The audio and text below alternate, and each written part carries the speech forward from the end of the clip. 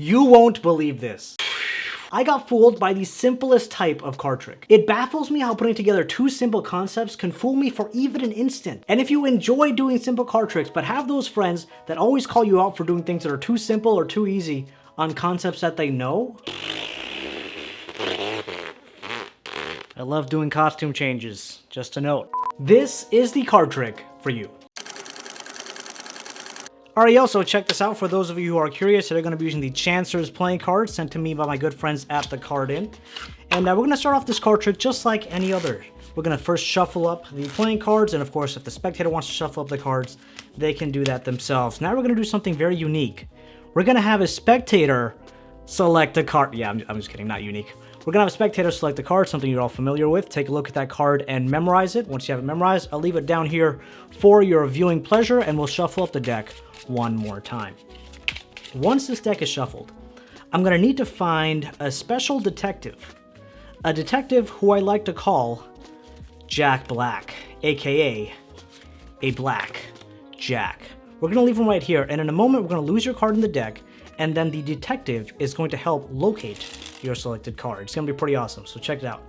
First thing I want you to do is give the deck a cut wherever you'd like. Let's just say around here. Now we'll take your selected card and we'll leave it right here. I'm going to put it on a bit to the side and you'll see why in a moment. Then you can give the deck another cut anywhere you'd like. Let's say around here. And we're going to put the detective right there. So now you can definitely see there's a difference between where your selected card is and where I put the detective. And now I'm going to square up the entire deck. And if you want, you can even give the deck a cut. Maybe something like this. If you want to give the deck another cut, you can do that as well, just to make it as fair as possible. Now, here's what I'm going to do. I'm going to start dealing cards one at a time. And we're going to keep dealing cards until we get to, what's the guy's name? Until we get to the detective Blackjack, aka Jack Black. All right, here we go. Here we go. Where is this detective guy? I can't. Okay, you know what? Just from general knowledge, it usually takes a bit of time before we actually see him. But we're gonna power through.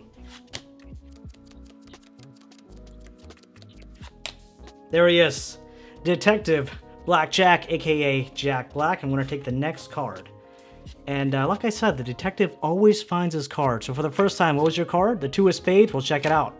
There it is. The detective found the card. Let's go. What up, crew? It is not Magic Monday, but this is still your place to learn magic, master your performance, and captivate audiences. The card trick that I'm sharing with you today is from the Royal Road to Card Magic, and it's known as Blackjack Detective. As I mentioned, when I first saw it, for at least 5 minutes, I'm like, what happened? And now I'm going to show you what happened. So before we dive right into the tutorial, make sure you smash that like button, hit subscribe, grab your favorite deck of playing cards, and now, let's do it. Alright, yo, so here we are at the tutorial.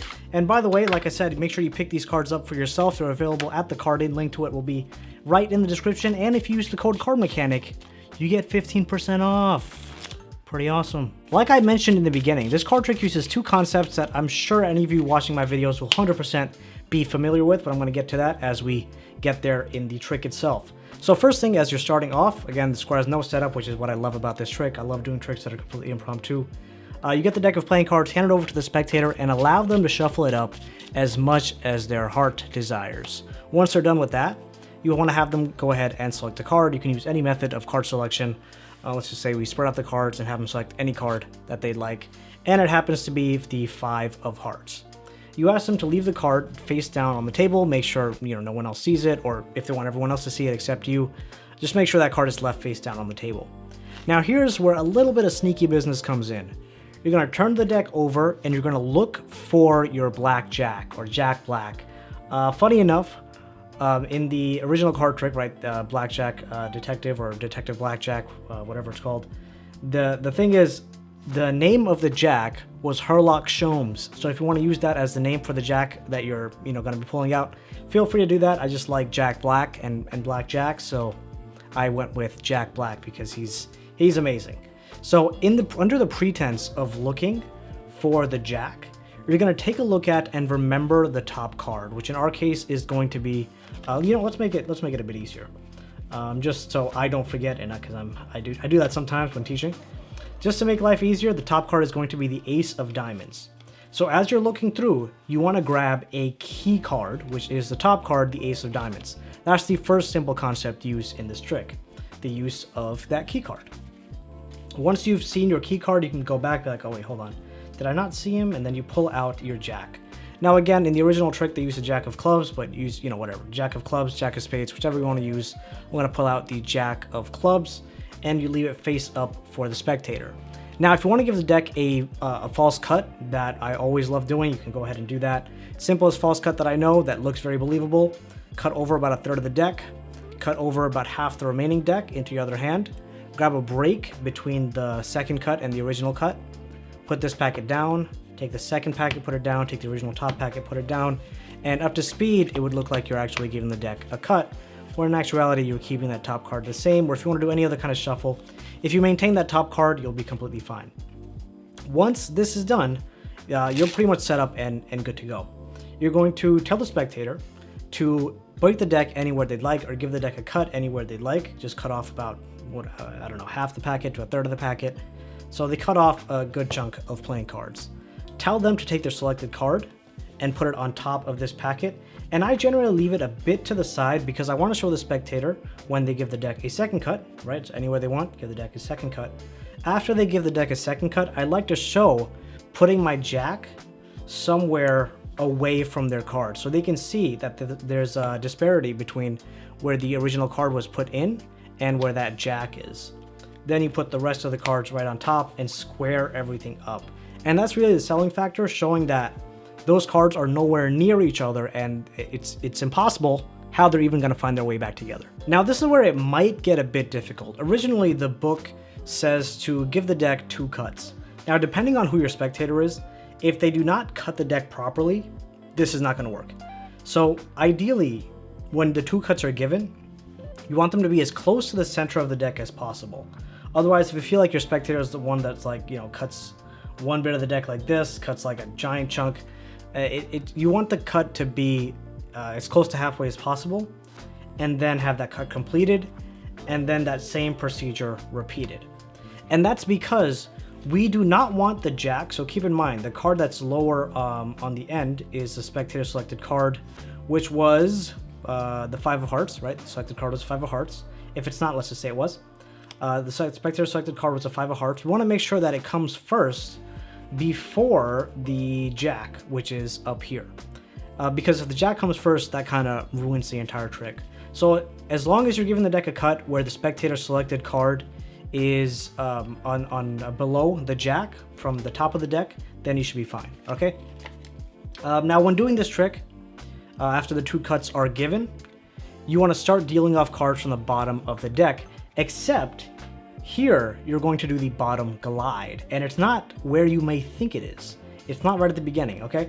And this is what really took me a long time to actually understand when trying to work this trick out for myself after seeing it. So the way that this is going to work, you're going to keep dealing the bottom card, all right? Keep dealing the bottom card, turn it face up, deal bottom card, turn it face up. And you're going to keep dealing until you see your key card. So let's do that now.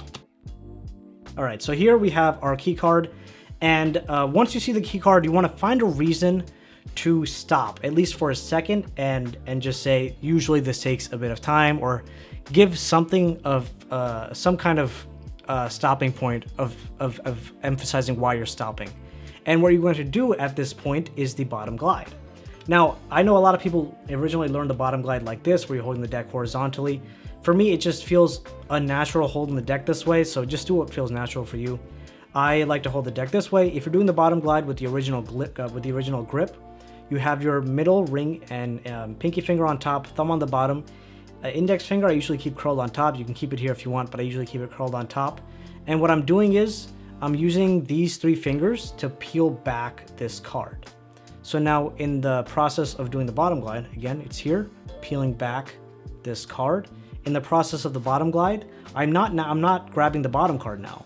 I'm grabbing the card on top of it and putting that card down. So doing it face down this way, right? I'm not actually grabbing that card. I'm grabbing every card that's above it. So I'm keeping that safe for myself. If you want to do it the method that I do it, where I'm holding the deck in a battle grip, I pretty much do the same thing, except I grab and I tilt over to the side a little bit, and my palm kind of covers all that up here. And I'm doing the exact same thing, taking the card out from right over here. Now you're going to keep dealing this way until you come across your detective, Jack Black, Blackjack, Herlock Sholmes, whoever you want to call them. And that's what we're going to do until we see that Jack. There he is. And now you're going to say whatever you want to say in terms of the Jack always finds who he's looking for or the card he's looking for. And now you're going to take that card that you've been holding to the side this whole time and put it on top of it face down, put the rest of the deck down. And you can even hand these two cards to the spectator, saying that Jack always finds their card. Hand it to them. They take a look at it, and it's a selected card, the 5 of hearts. They go nuts. Thanks again to the Card In for sending me these playing cards. Like I said, the link to it will be in the description, and you can use the code CardMechanic for 15% off. And if you want to watch another card trick to fool your friends or fool your people, click on this video right here. You will not regret it. Thanks so much for spending your time with me. Love you guys. Have a great day ahead, and I'll see you in the next video. Deck drop.